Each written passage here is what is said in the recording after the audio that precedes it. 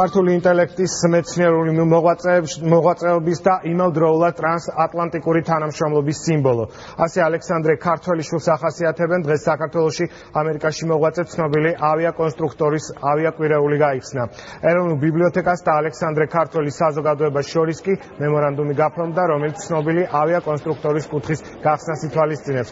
სახელმწიფოს სამხედრო სამეცნიერო ტექნიკურ ცენტრ დელტას ტერიტორიაზე კი ალექსანდრე ქართველის მემორიალური დაფა და მისი სახელობის სკვერი გაიხსნა.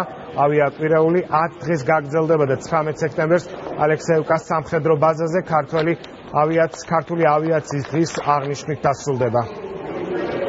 ბიბლიოთეკასა და ალექსანდრე ქართველის საზოგადოებას შორის გაფორმდა მემორანდუმი, რომელიც გულისხმობს ამ პიროვნებასთან დაკავშირებით არსებულ მასალების მოძიებას, მათ განთავსებას ჩვენ ემიგრაციის დარბაზში, ასევე კვლევას ბუნებრივია და შესაბამისად ამ პიროვნებასთან დაკავშირებით ყველა მოვლენის გააქტიურებას. გამიხარდა, რომ დღეს ბათუმის აეროპორტის მთავრობამ მიანიჭა მისი სახელი და ჩვენ უნდა ვიცოდეთ, რომ ესეთი ადამიანები არიან, ვინც საქართველოს ინტელექტს, საქართველოს შესაძლებლობას, პოტენციალს მთელ მსოფლიოში აჩვენებენ.